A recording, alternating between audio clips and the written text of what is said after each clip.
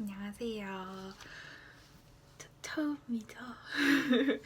이 채널은 저의 독서 노트 겸 일종의 브이로그죠.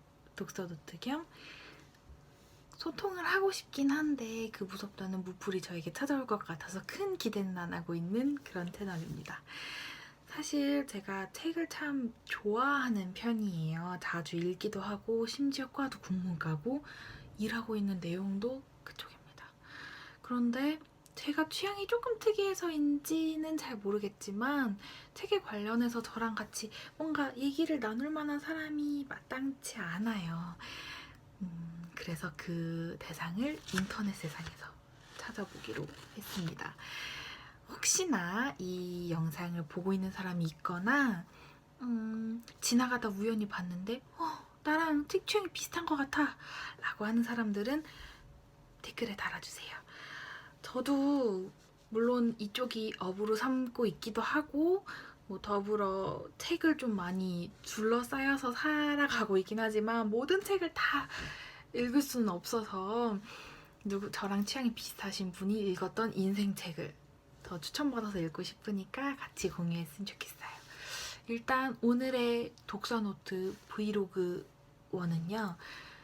이 책은 사실 아직 출판이 안 된 책이에요. 10월 26일 날 출판되기로 예정이 되어 있는 책인데 제가 우연한 계기로 아주 운이 좋게도 예약 판매 전에 책을 먼저 가제본으로 읽게 됐는데요. 책의 제목은 또 다시 같은 꿈을 꾸었어 라는 책입니다.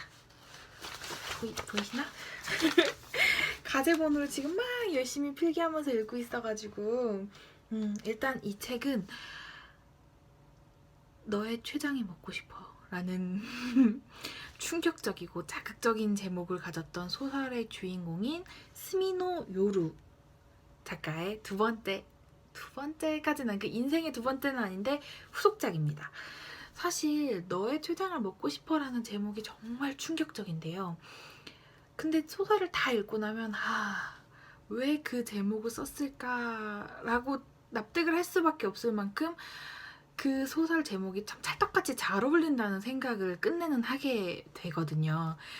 근데 이 또다시 같은 꿈을 꾸었어도 처음에는 이 소설의 주인공인 초등학생이 등장할 때까지만 해도 대체 꿈 얘기가 왜 나오지? 라는 의문점을 가지다가 소설을 딱 덮는 순간 이 제목 아니면 안 되겠다 라는 생각을 갖게 하는 제목입니다. 약간 이 작가가 제목의 마술을 부리는 걸 좀 유난히 좋아하는 스타일인 것 같긴 해요. 그래서 이제 내용으로 조금 들어가 보면 제가 이 소설의 묘미를 망치지 않는 한에서 내용을 최대한 공유를 많이 해드리려고 고민을 좀 해봤는데 일단 이 소설의 주인공은 초등학생 나노카입니다. 일본 초등학생이죠. 초등학생 나노카는 굉장히 똑똑하고 똑부러지는 아이예요. 말버릇이 인생이란 뭐뭐뭐예요 라고 비유를 하는 걸 굉장히 좋아하는 사람인데 제가 메모도 해놨어요. 그 중에서 몇 개만 조금 소개를 하자면 되게 감동적인 문구가 정말 많았거든요. 인생이란 충치 같은 것이야. 싫은 건 일찌감치 없애버려야 하거든. 이런 되게 허를 찌르는 그런 비유법을 되게 잘하는 똑부러진 아이인데 모난돌이 정 맞는다는 것처럼 본인이 너무 잘난 맛에 살아가다 보니까 같은 반 친구들한테는 넌 잘난 척쟁이야 라면서 조금의 핍박을 받는 그런 캐릭터인데 그렇다고 이 주인공이 친구가 없었던 건 아니죠. 이 주인공이 이제 학교 선생님 과제로 한 가지 중요한 토픽을 하나 받게 되는데요. 행복이란 뭘까요? 라는 질문을 가지고 이제 발표를 하게 되는 기회를 얻게 돼요. 근데 그 발표 수업은 중간에 수업 참관이 있던 수업이라 자기가 엄청 똑똑하다고 생각했고 게다가 자기 부모님까지 오는 수업에 최고의 대답을 나누고 싶었던 나노카는 그 질문을 몇 날 며칠 고민하게 됩니다. 본인이 친구라고 여겼던 사람한테도 그 질문을 계속해서 물어보는 과정인데 그 질문이 굉장히 철학적이에요. 행복은 뭘까요? 라는 질문인데요. 내용을 정확하게 좀 더 들어가기 전에 여러분은 행복이 뭐라고 생각하시나요? 사실 이 책을 읽다가 거의 첫 부분에 행복이 뭐라고 생각하니? 라고 타임스님이 질문을 던지는데 제가 뜨끔하더라고요. 제가 뜨끔했어요. 저는 대답을 할 수가 없어요. 뭐 간단하게 너를 행복하게 만드는 일이 뭐야? 라고 얘기하면 얘기할 게 많죠. 야식? 매운 음식들? 늦잠? 이런 것들 뭐 그까지 여러 개가 있겠지만 뭐 제가 키우는 강아지의 발냄새? 이런 굉장히 행복을 만드는 요소는 많지만 너에게 행복이 뭐야? 라고 얘기할 때 똑부러지게 대답을 할 수가 없겠더라고요. 그래서 더 빨리빨리 읽어나가게 된 거야. 과연 이 소설에선 뭐라고 대답을 해줄까? 이런 느낌으로. 아까 말했던 그 3명의 친구한테 이제 질문을 던지기 시작하는데 첫 번째 친구는 자살 기도를 했던 고등학생 미나미이고요. 두 번째 친구는 이바즈레라는 한 여성인데 이 친구는 사실 이바즈레라는 단어가 이바즈레 씨 라고 부르지만 이게 그 문패에 적혀있던 내용을 보고 그냥 아이라서 부른 건데 그 문패의 뜻은 창녀라는 뜻이라고 해요. 그러니까 아이니까 모르고 그렇게 불렀던 거죠. 근데 뭐 본인은 그래 그냥 그렇게 불러라고 해서 그냥 그게 굳혀진 케이스고 세 번째는 나무집에 사는 할머니입니다.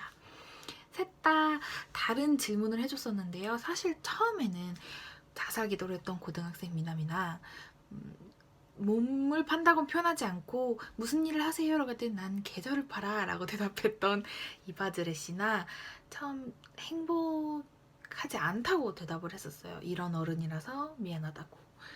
행복인지 뭔지 잘 모르겠다고. 너가 알면 나도 좀 힌트를 주겠니? 이런 식으로 그냥 넘겼었는데 그러면서 점차 그 어른들도 행복이 뭔지 깨달아가요. 물론 그 계기는 나노카가 주게 되지만 그들도 알고 있었는데 좀 뒤늦게 깨달았다는 표현이 가장 맞다시피 그렇게 깨달아가요. 일단 미나미 같은 경우에는 부모님이 사고로 돌아가신 친구였는데 부모님한테 용서를 받는 것 그리고 내가 지금 여기에 존재해도 된다고 허락을 받는 것, 인정받는 것 이게 행복이라고 했고요. 그 다음에 이바즈레는 오늘 하루 종일 널 위해 디저트를 사면서 생각했어. 진지하게 널 생각하면서 살아갈 수 있다는 것. 상대방을 생각하며 살아갈 수 있다는 게 행복이라고 생각해. 라고 했고 나무집 할머니는 바로 지금 난 참 행복한 삶을 살았어 라고 말할 수 있는 것. 이게 행복이라고 얘기했어요. 이 뒤에도 이제 최장 소설을 읽으신 분들은 알겠지만 스미노 요루는 정말 반전의 귀재예요.